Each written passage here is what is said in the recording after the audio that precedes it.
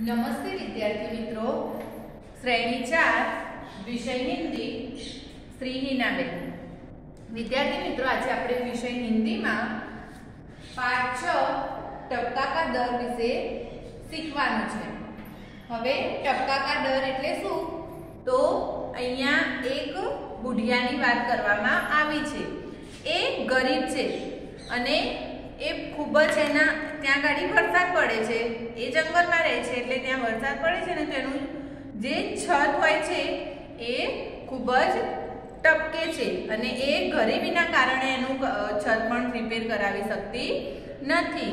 તો વિદ્યાર્થી મિત્રો, અહીંયા ગરીબ બુઢિયાની વાત કરવામાં આવી છે। એ પોતે એના જે છત છે એનાથી કંટાળી ગઈ છે, ટપકે છે ને એટલે કંટાળી ગઈ છે। તો એ એકલી ને એકલી એની ઘરમાં બેસીને બોલતી હોય છે, વાતો કરે છે અને એવામાં વરસાદમાં જે ઓલે પડે તો એ ઓલેથી કંટાળીને વાઘ પણ એના ઘરની બાજુમાં આવીને બેસે છે અને એક બુઢિયાની બધી વાતો સાંભળતો હોય છે અને એ વિચારે છે કે આ ઓલે શું છે, એ પણ ઓલેથી બીવાઈને એના ઘરથી દૂર ચાલ્યો જાય છે। તો વિદ્યાર્થી મિત્રો, આપણે આજે પાઠ 6 ટપકા કા ડર સમજીશું। એક વાત કહું, સાંભળો કે વરસાદ કા દિન था। તમે ચોપડીમાં જોઈ શકો છો, હું ગુજરાતી કરું છું, બરાબર? કે વરસાદ કા દિન था એટલે કે વરસાદનો સમય હતો। ચારો ઓર પાણી બરસ रहा था એટલે કે ચારે બાજુ પાણી વરસી રહ્યું હતું। जंगल में बुढ़िया का घर भीग रहा था। जंगलમાં બુઢિયાનું ઘર હતું એટલે કે ડોશીમાનું ઘર હતું અને એમનું ઘર પલળી રહ્યું હતું। જલ્દી બુઢિયા का घर टपकने लगा। એનું છત હતો એ ટપકવા લાગ્યું, કારણ કે બહુ સમયથી જૂનું થઈ ગયું હશે એટલે તે ટપકવા લાગ્યું। બુઢિયા પરેશાન હો ઉઠી। એનું ઘર ટપકી રહ્યું હતું એટલે ત્યાં ગાડી हैरान થઈ ગઈ। પરંતુ કરતી भी क्या, પણ એ કરે પણ શું? છપ્પર છાય કોણ એટલે કે છપ્પર એની ઉપર જે પાણી ટપકી રહ્યું, છપ્પર છાય કોણ એટલે કે છપ્પર સરખી પણ કોણ કરે? કારણ કે એ તો બુઢિયા હતી, એ તો ડોશીમાં હતા, એ તો જાતે કરી શકે નહીં એટલે એ हैरान થઈ ગયા હતા। થોડી देर में ओले भी पड़ने लगे। થોડી જ વારમાં ઓલે એટલે કે બરફના કરા, થોડીક વારમાં બરફના કરા પણ પડવા લાગ્યા। દેર બરાબર ઓલે। દેર એટલે કે બોર જેવા મોટા ઓલા પડવા એટલે કે બરફના કરા પડવા લાગ્યા। ઉધર એક બાઘ ઓલો की मार से परेशान हो उठा। અને બીજી બાજુ જંગલમાં રહેતો વાઘ એ પણ આ પરેશાન થઈ ગયો। શાનાથી? તો જે બરફના કરા પડતા હતા એનાથી કંટાળી ગયો। કુત્તે ખાતે વહ બુઢિયા के घर के पास पहुंचा। અને ફટાફટ દોડતો બુઢિયા એટલે કે ડોશીમાના ઘરની બાજુએ પહોંચી ગયો। બુઢિયા અંદર ચાવલ પકા રહી थी। ડોશીમા ઘરની અંદર શું કરી રહ્યા હતા? તો કે ચાવલ એટલે કે भात बनावी रह्या हता। चूल्हे पर पानी टपक रहा था। टप टप એટલે કે જે ડોશીમાં જ્યાં ગાડી ભાત બનાવી રહ્યા હતા, ચાવલ પકાવી રહ્યા હતા, ત્યાં ગાડી એ જે પાણી એમનું ટપકતું હતું એ એની ઉપર પણ પડવા લાગ્યું અને એનો અવાજ કેવો હતો? ટપ ટપ ટપ। वह झुंझला उठी और बोली એટલે કે એ કંટાળી ગઈ, વિચાર કરવા લાગી અને પછી બોલી, मुझे टपका से इतना डर लगता है जितना के बाघ से भी नहीं। એવું બોલે છે કે મને ટપકા એટલે કે આજે એનું ઘર ટપકે છે, પાણીથી એને એટલું બીક લાગે છે જેટલી એને વાઘથી પણ બીક લાગતું નથી। बाघ ने सोचा, बुढ़िया मुझसे तो नहीं डरती मगर टपका से डरती है। बुढ़ियानी बधी वातो वाघ सांभળી રહ્યો હતો એટલે વાઘે વિચાર્યું કે આ કેવું, બુઢિયા મારાથી નથી બીવાતી અને ટપકાથી બીવાય છે। જરૂર ટપકા મુझसे भी बड़ा जानवर होगा। જરૂર આ ટપકા એટલે કે જે ટપકા પડી રહ્યું હતું પાણી એ મારાથી પણ મોટું જાનવર હશે।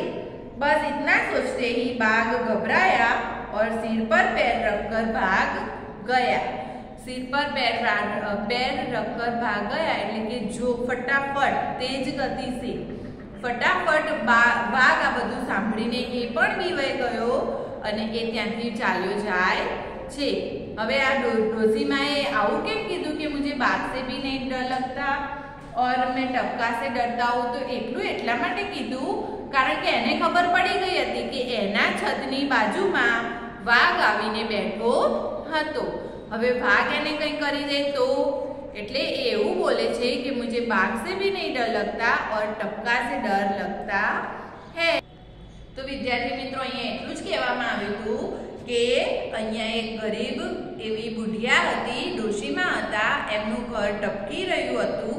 એ પોતાની ગરીબીને કારણે એ ટપકાને સહન કરે છે।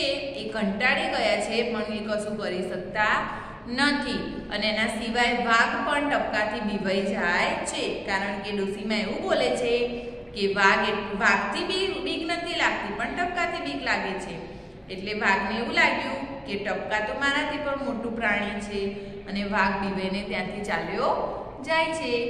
તો વિદ્યાર્થી મિત્રો તમારા પાઠમાં અહીંયા વાઘ અને ડોશીમાની અને પાણીની મતલબ કે વરસાદની વાત કરવામાં આવી હતી। હવે આપણે અહીંયાથી આના પછી જોઈશું શબ્દાર્થ। તો જો વિદ્યાર્થી મિત્રો શબ્દાર્થમાં પરેશાન, પરેશાન એટલે કે હેરાન, બુઢિયા પરેશાન हो चुकी थी એટલે કે હેરાન થઈ ગઈ હતી। છત, છપ્પર એટલે કે છત, ઓલે એટલે કરા, બરફના કરા, બેર એટલે બોર, આપણે જે બોર ખાવાના આવે ને એને બોર કહેવાય, બેર કહેવાય હિન્દીમાં। એના પછી જોઈએ મુહાવરે। તો મુહાવરેમાં પહેલું છે જૂજના, જુજલા ઉઠના એટલે કે ક્રોધિત હોના। सिर पर पैर रखकर भागना, तेज गति से भागना, जोर थी भागी जવું। અને એના પછી છે અભ્યાસ। तो अभ्यास में पहलो प्रश्न है निम्नलिखित प्रश्नों के उत्तर दीजिए। पहलू है तुम्हारे गांव में कैसे कैसे घर दिखने को मिलते हैं। तमारा घर में केवा केवा घर जोवा मळे छे ये तमारे लखवानुं छे। तो जुओ मेरे गांव में मिट्टी के, सीमेंट के और झोंपड़ी जैसे घर देखने को मिलते हैं। बीजो प्रश्न है तुम्हारा घर किन किन चीजों से बनता है। तमारू घर बनाव्યું तो एमां कई कई वस्तुनो उपयोग थयो हतो। तो मेरा घर पत्थर, मिट्टी, खपरेल, सीमेंट, लोखंड आदि से बनता है। त्रीजो प्रश्न है छप्पर किन किन चीजों से बनता है। आपड़ा घरनी जे छत होय छे ने ए शानाथी बने छे। तो छप्पर घास फूस, खपरेल और लकड़ियों से बनता है। चौथो प्रश्न है ओले पड़ने पर तुम लोग क्या करते हो। ओले, ओले એટલે બરફના કરા। જ્યારે બરફના કરા પડે છે વરસાદ સમયે ત્યારે તમે લોકો શું કરો છો। તો ઓલે પડને પર हम उन्हें झेलते हैं એટલે કે એને સહન કરીએ છીએ। ખાતે हैं એટલે કે ખાઈએ છીએ और उनसे खेलते हैं एनाथी छोकराओने रमवामां पण मजा पड़ी जाय छे। पांचमो प्रश्न है ओले पड़ने पर किस तरह का नुकसान होता है। जे बरफना करा पड़े तो एनाथी शुं नुकसान थई सके। तो ओले पड़ने पर कच्चे घरों की छत को और फसल को नुकसान होता है। छठू है बरसात के मौसम में क्या क्या होता है। तो बरसात के मौसम में बिजली चमकती है, बादल गरजते हैं, बारिश होती है और कभी कभी ओले भी पड़ते हैं। बराबर के बिजली बरसात के मौसम में क्या होता है। तो आकाश में आपने खबर है कि वीजળી कड़के पछी बादल એટલે કે વાદળાઓ બધા ગરજે અને વરસાદ પણ પડે। सातवां है तुमने कितने प्रकार के चूल्हे देखे हैं। तो मैंने मिट्टी का, लोहे का और गैस का चूल्हा देखा है। 8वां में छे जंगल में बाघ के अलावा और कौन से प्राणी रहते हैं? तो जंगल में बाघ के अलावा सिंह, खरगोश, लोमड़ी, भालू और आदि रहते हैं। 9वां प्रश्न छे बुढ़िया मन ही मन क्यों झुंझला रही है? तो चूल्हे पर पानी टपकने से बुढ़िया मन ही मन झुंझला रही है। झुंझला रही એટલે કે મનમાં એક કંટાળીને ક્રોધિત ગુસ્સો કરે છે। 10મું છે बाघ सिर पर पैर रखकर क्यों भाग गया? तो बाघ ने कहा कि बुढ़िया ने कहा कि मैं बाघ से नहीं डरती मगर टपका से डरती हूँ। यह सुनकर बाघ ने सोचा कि टपका जरूर मुझसे भी बड़ा जानवर होगा। यह सोचकर बाघ सिर पर पैर रखकर भाग गया। तो विद्यार्थी मित्रों आ तमारा 10 प्रश्नों जवाब तमारे लखवाना छे। हवे एना पछी प्रश्न 2 जंगल में और क्या क्या भीग रहा होगा? तो जंगल में पेड़, पौधे, पशु, पक्षी, पत्थर आदि भीग रहे होंगे। अहींया तमारुं स्वाध्याय पूर्ण थाय छे। एना पछी आपणे जोईए स्वाध्याय। बराबर? तो हवे एमां पहलो प्रश्न छे निम्नलिखित प्रश्नों के उत्तर दीजिए। नीचे आपेला प्रश्नना जवाब लखवाना छे। पहलो छे बुढ़िया कहाँ रहती थी? तो बुढ़िया जंगल में रहती थी। बीजो प्रश्न छे बरसात में बुढ़िया के घर में क्या पड़ने लगा? तो बरसात में बुढ़िया के घर में पानी पड़ने लगा। तीजो प्रश्न छे ओलो की मां से परेशान होकर बाघ कहाँ गया? ओलो की मार से परेशान होकर बाघ बुढ़िया के घर के पास आ गया। चौथो प्रश्न पानी टपकने की आवाज कैसी थी? तो पानी टपकने की आवाज टप टप थी। 5वां प्रश्न बुढ़िया को सबसे ज्यादा डर किससे लगता था? तो बुढ़िया को सबसे ज्यादा डर टपका से लगता था। 6ठो प्रश्न बुढ़िया की बात सुनकर बाघ ने क्या किया? तो प्रश्न जवाब बुढ़िया की बात सुनकर बाघ सिर पर पैर रखकर भाग गया એટલે કે तेज गति से जो फटाफट भागी गयो। प्रश्न 2 निम्नलिखित में से प्रत्येक के बारे में 5-7 वाक्य लिखिए। तो एमा आप्युं छे मोर, बाघ अने तोता। तो पहलू छे मोर। पक्षियों में मोर सबसे सुंदर पक्षी होता है। इसके माथे पर कलगी होती है। इसके पंख रंग बिरंगी होते हैं। इसकी आवाज मधुर होती है। वर्षा के दिनों में मोर म्याऊ म्याऊ करता है। बादल देखकर मोर नाचने लगता है। मोर पेड़ पर रहता है। मोर हमारे देश का राष्ट्रीय पक्षी है। मोर ने वरसाद ऋतु बહુ ગમે છે। જ્યારે વરસાદ આવવાનો હોય તો સૌથી પહેલી ખબર મોરને પડી જ જાય છે। પછી બીજા નંબરમાં છે બાઘ। बाघ एक जंगली जानवर है। वह सिंह की तरह भयानक होता है। उसका रंग गहरा पीला होता है। उसके शरीर पर काली दरिया होती है। वह अंधेरे में भी देख सकता है। बाघ मांसाहारी प्राणी है। बाघ हमारा राष्ट्रीय पक्षी है। बाघ हमारा राष्ट्रीय प्राणी है। बाघ को हम चिड़ियाघर में देख सकते हैं।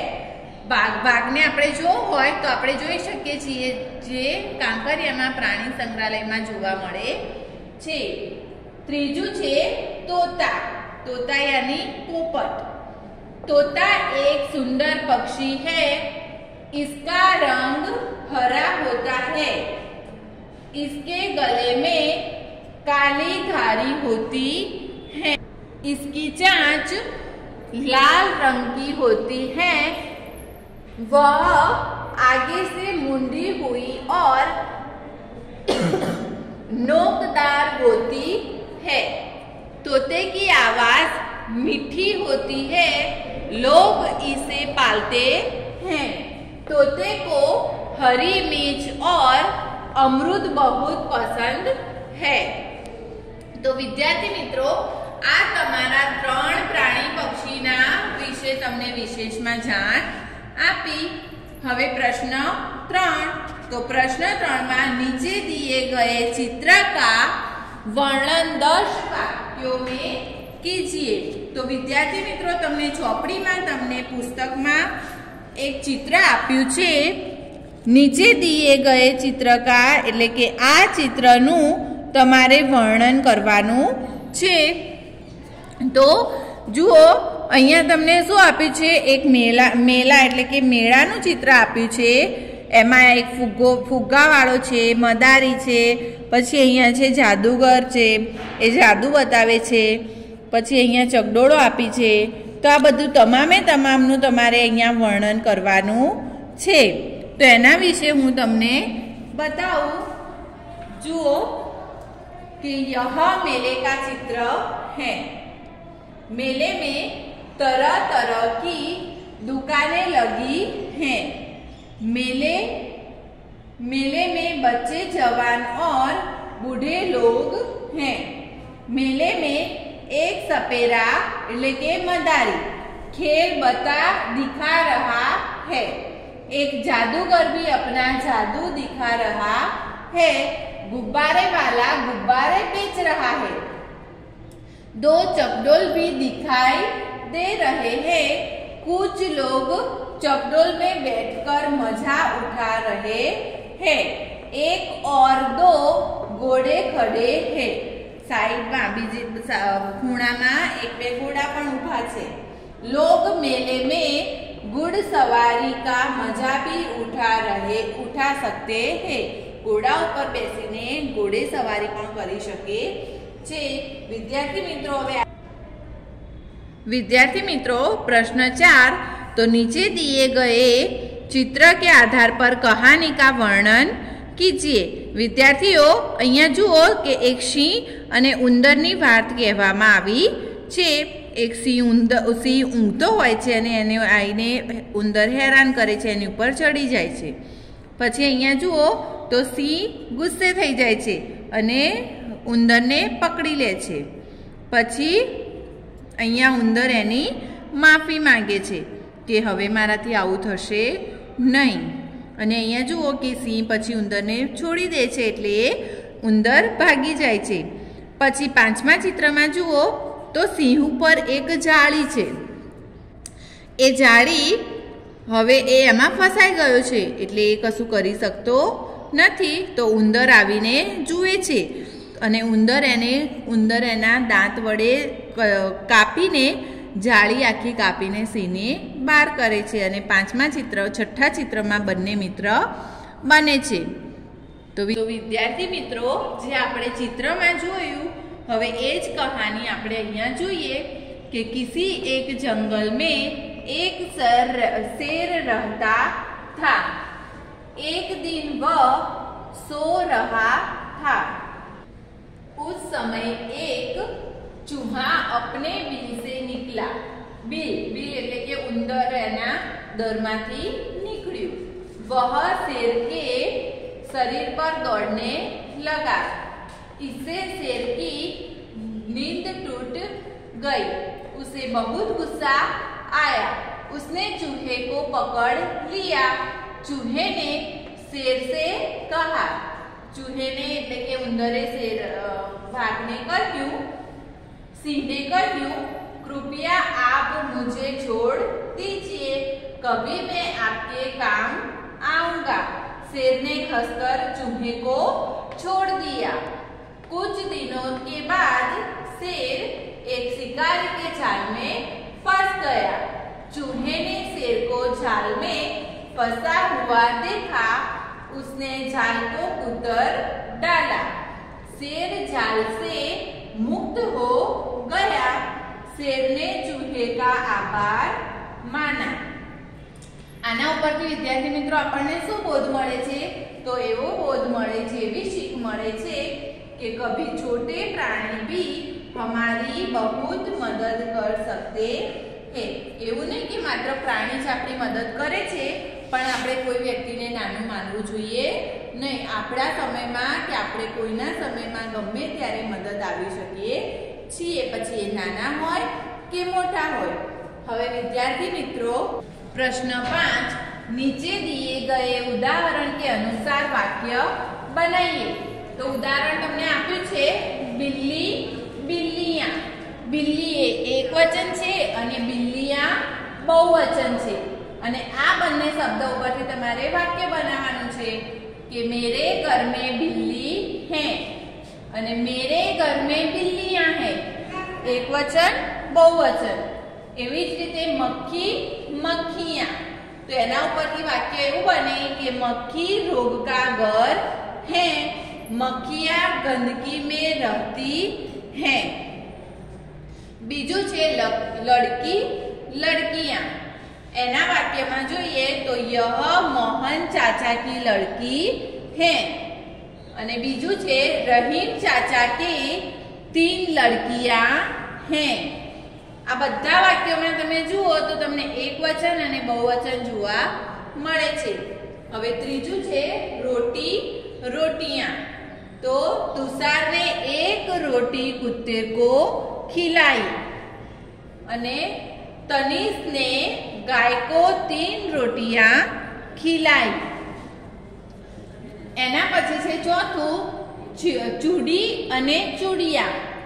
तो अरुणा एक ही चूड़ी पहनती है, शिल्पा 2 चूड़ियां पहनती है। तो विद्यार्थी मित्रों अहींया तमारो आखो पाठ पूर्ण थाय छे। त्यारबाद आखुं वर्ककाम तमारे नोटबुक में लखवानुं छे।